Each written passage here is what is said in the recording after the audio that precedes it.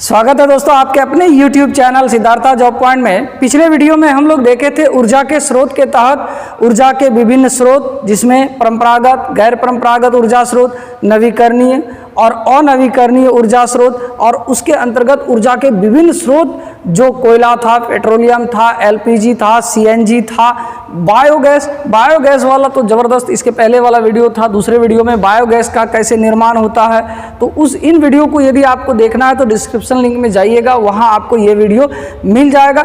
आज का टॉपिक होगा जल विद्युत। जल विद्युत का निर्माण कैसे होता है, जल से विद्युत कैसे बनाया जाता है, और फिर टरबाइन क्या है, और इसी टरबाइन में जो जनरेटर लगा होता है, जनरेटर कैसे काम करता है। तो जो चैनल पर पहली बार आए हैं, वीडियो को पहली बार देख रहे हैं, चैनल सब्सक्राइब कर लीजिएगा, बेल आइकन भी प्रेस कर लीजिएगा ताकि आने वाला हर वीडियो आपको मिले। और वीडियो पसंद आए तो लाइक जरूर कीजिएगा, शेयर जरूर कीजिएगा और कमेंट्स भी कीजिएगा।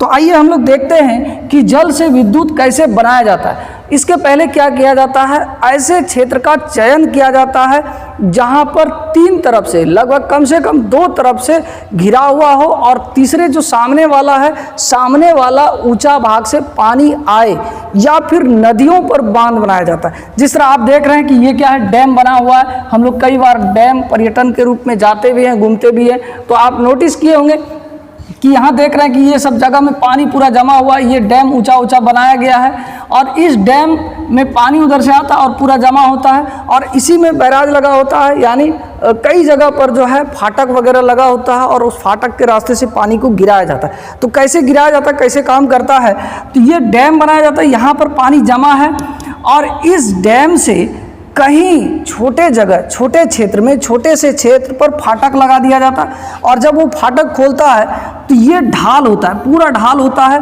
जब पानी पूरा डैम में जमा होता है तो उसमें एक बल होता है, आप लोग फिजिक्स में पढ़े होंगे, स्थितिज ऊर्जा।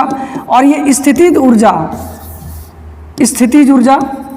और इस स्थितिज ऊर्जा के वजह से इसमें एक प्रेशर होता है, ताकत होता है, और जैसे इसके फाटक को खोला जाता है तो ये पानी दौड़ता है, गति करता है, ढाल में जाता है, पानी बहुत स्पीड से जाता है। तो जाने के बाद यहाँ इसको ऐसे जनरेटर को सेट किया जाता है, और इस जनरेटर में टरबाइन लगा दिया जाता है, और टरबाइन पर जैसे पानी गिरता है तो उस टरबाइन पर पानी स्पीड से गिरने की वजह से टरबाइन को रनिंग करता है, घुमाता है, और ज़ोर ज़ोर से घूमता है।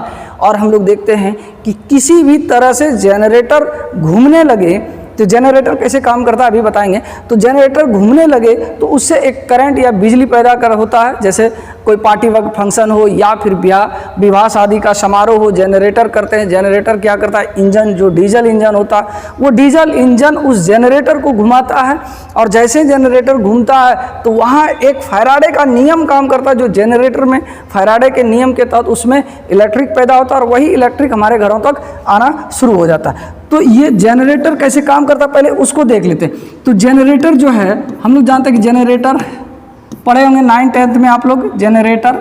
ये जनरेटर में क्या होता है कि ये फैराडे के विद्युत चुंबकीय प्रेरण के नियम है। 9th 10th में आप बखूबी पढ़े होंगे, शायद हो सके भूल भी गए होंगे। तो जो विद्युत चुंबकीय प्रेरण नियम है, इसमें क्या कहता है, यदि कोई चालक, गौर से समझिएगा इसको एकदम आसान भाषा में, यदि कोई चालक किसको कहेंगे हम लोग, जिससे जो ऊष्मा और ताप का, यानी ऊष्मा या करंट का सुचालक होता है, उसको कहते हैं हम लोग चालक। तो कोई चालक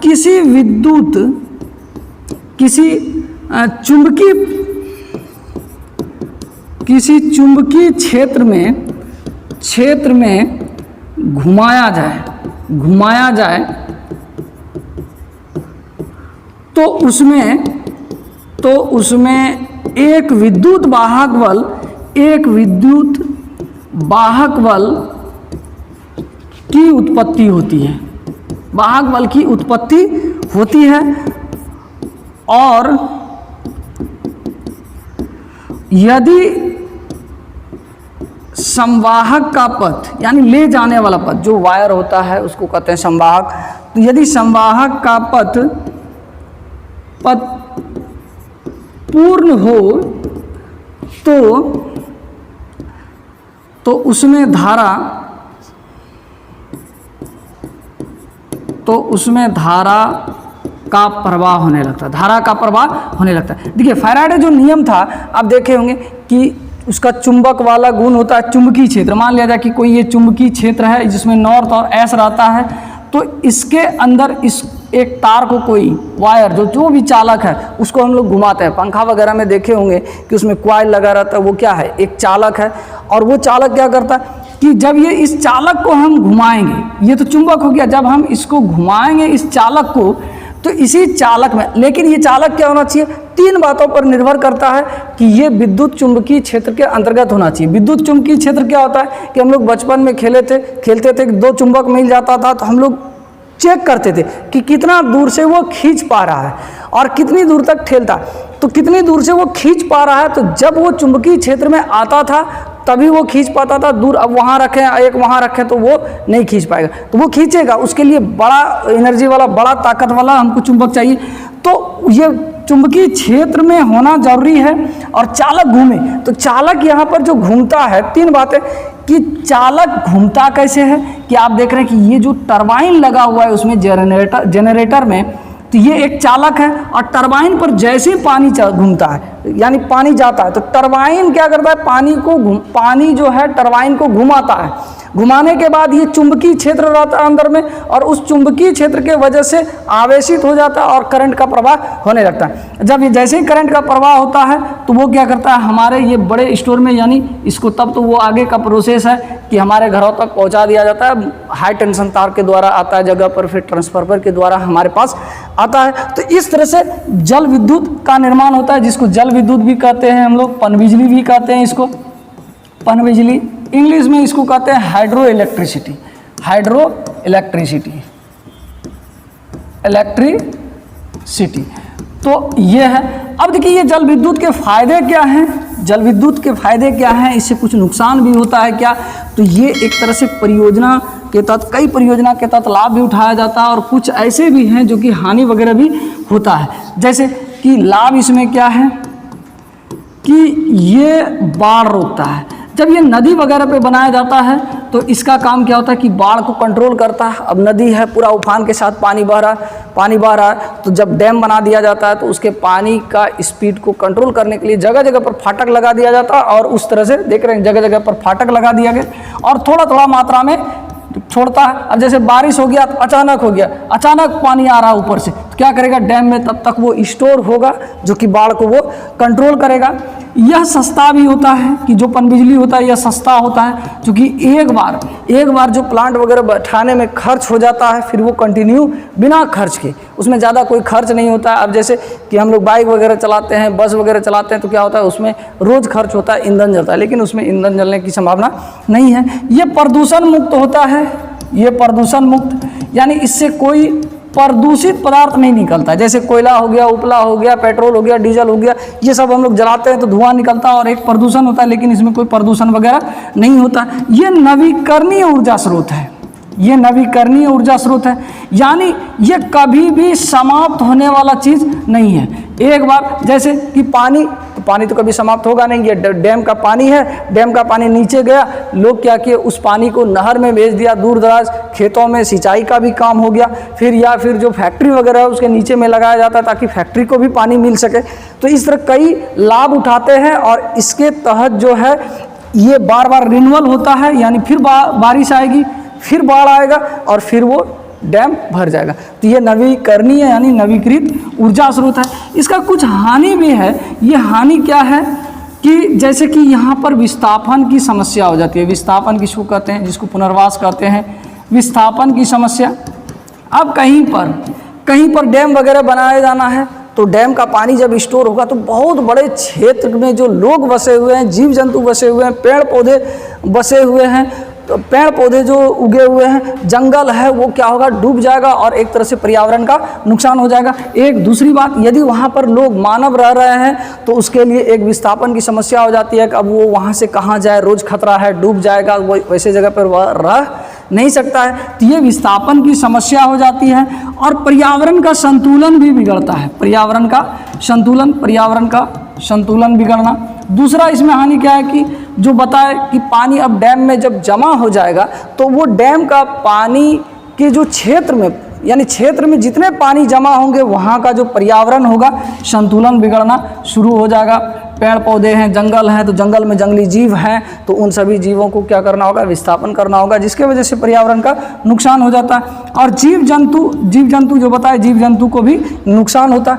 इसके अलावे अब डैम है, तो डैम में अब कोई जानवर जलीय जीव हैं, जैसे कि मछली हो जाए, केकड़ा हो जाए, या फिर कोई जलीय जीव है, तो जब ये फाटक खुलेगा तो उसके तहत जब ये आएगा, वो जीव जंतु जब इसमें आएगा, जलीय जीव जब आएगा, तो यहाँ क्या होगा कि टरबाइन से टकराएगा और उसको एक तरह से जानलेवा हमला होगा उसके लिए। तो इस तरह से पर्यावरण का संतुलन भी बिगड़ने का खतरा रहता है। तो ये था पनबिजली। पानी से कैसे बिजली बनती है। हम लोग सोचते थे क्या कि पानी से ही बिजली निकलता है, जब नहीं जानते थे, बचपन में ऐसा सोचते थे पनबिजली। लेकिन यहाँ पर पानी से बिजली बनाने का प्रक्रिया क्या है कि ये टरबाइन है, टरबाइन के द्वारा पानी बनाया जाता है।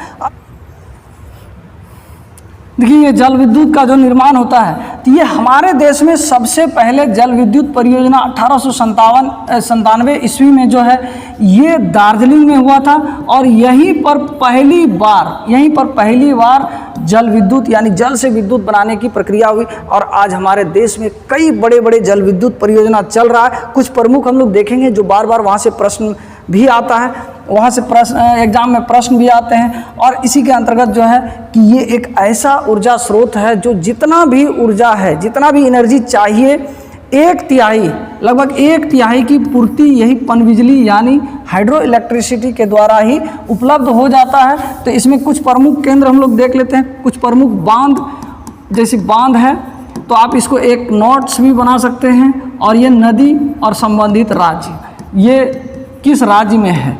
देखिए, पहला है कि दामोदर बांध,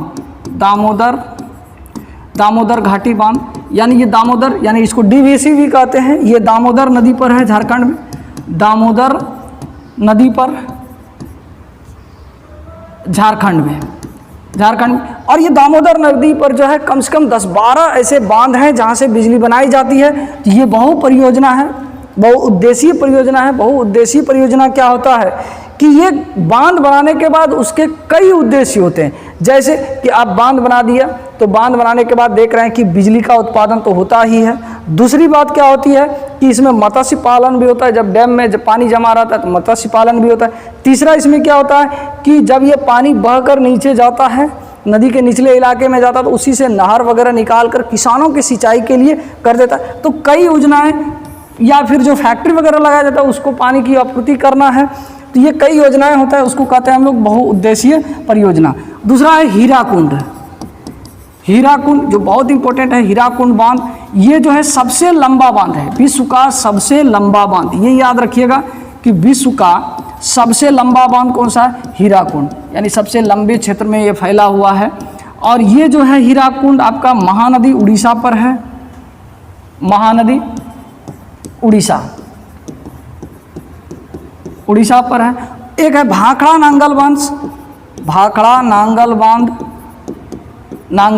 ये भाखड़ा नांगल जो है ये आपका सतलज नदी पर है, और इससे एक जीके है कि विश्व का ये सबसे बड़ा, ये था लंबा बांध।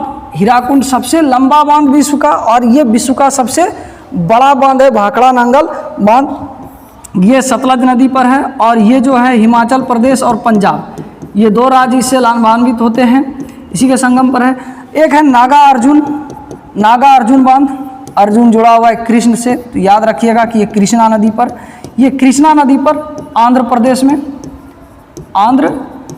में। एक है रिहंद परियोजना चल रहा है,